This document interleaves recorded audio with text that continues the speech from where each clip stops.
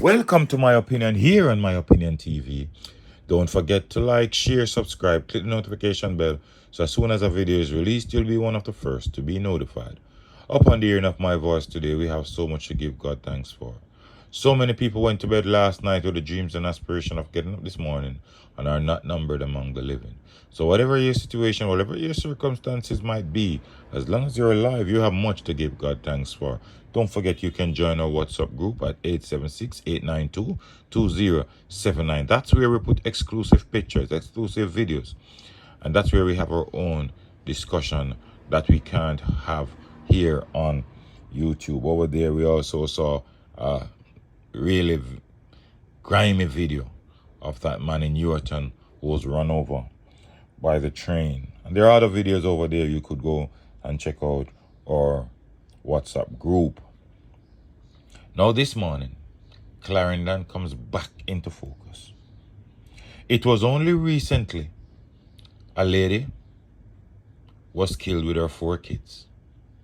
And now Clarendon is plunged into mourning once again. I wonder what type of food they're eating down there in Clarendon. Because the savagery and the brutalness of these Clarendon criminals are a thing to let people wonder what could be going through the minds of these people. Now, according to the Observer, the body of 67-year-old housekeeper Pamela Gregory was discovered about 7 a.m. at the house she shared with her husband in Lionel Town Housing Scheme. Her throat slashed. Does this ring a bell?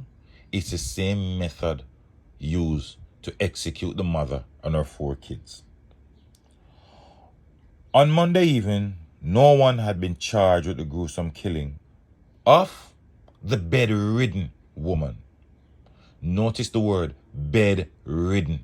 This woman is immobile. She can't move around. And her life was snuffed out. And we understand that her husband is now being sought for the killing. Well, let's continue. Her 69-year-old husband remained in custody. Oh, well, so he was actually caught. Their grandson, who was reportedly injured in the attack, remained hospitalized. So he not only killed his wife, but he also attempted to kill his grandchild. For much of the day, residents refused to discuss the incident. They kept their distance from the media, peering over their fences, but unwilling to talk. Sources say the grandson, who was at home with the couple, received a troubling call from his uncle in Aruba, indicating that his grandmother has just been killed. His uncle said he had received a phone call with the news, according to police sources. The police said after speaking with his uncle, the grandson went over to his grandparents' bedroom and knocked. His grandfather, the police said, opened the door and the grandson saw his grandmother on the bed, bleeding from the neck. The police said he attempted to enter the room, however his grandfather prevented him from entering. He then went to another door, kicked it open, and opened the room. His grandfather, the police said, allegedly attacked him with a knife. The grandson held onto the knife and used a piece of board to hit the elderly man on his head in a bid to subdue him. The younger man realized that during the attack, he had sustained a knife wound to his right middle finger. Residents and police assisted the grandson and took him and the grandfather to Lionel Town Hospital. Now, what on earth could a bedridden woman do to this man, her 69-year-old husband? Elderly people. What on earth could this bedridden woman, Pamela Gregory, did to her husband? Unless this man was frustrated with her level of illness, and because she was bedridden, he wanted to end her life. And You are not the creator of life, my friend. So you should not determine whether someone live or not. The grandson showed up at the house and you decide to attack the grandson. No matter how old or how young you are, the minute you take someone else's life, my thought and my opinion is that you should face and feel the consequences.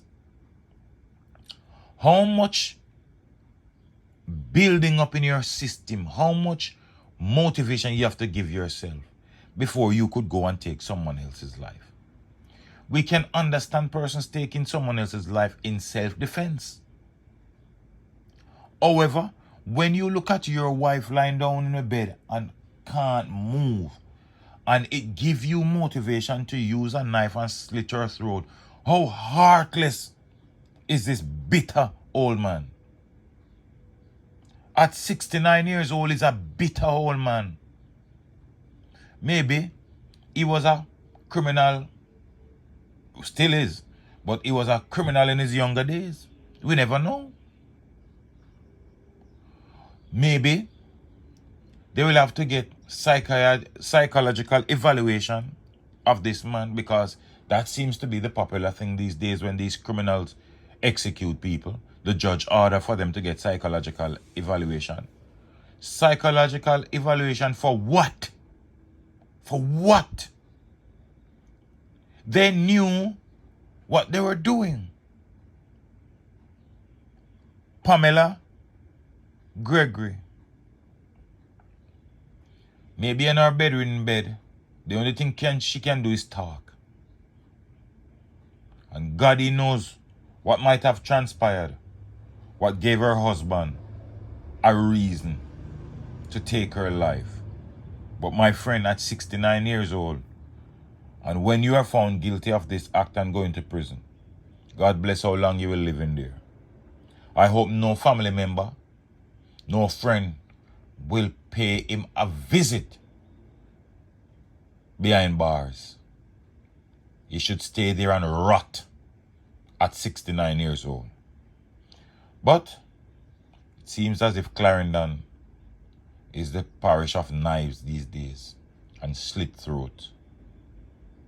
But I hope they will pay dearly. I hope that when they are brought before the judges, they'll be slapped with a life or death penalty that will deter other people who chose to live a life like this or choose to execute people who they have problem with. But let me know what you think in the comment section. Don't forget to like, share, subscribe. Click the notification bell so as soon as a video is released, you'll be one of the first to be notified. Until next time, look out for a neighbor, look out for a loved one. Most of all, look out for the children. And then keep it locked on My Opinion TV.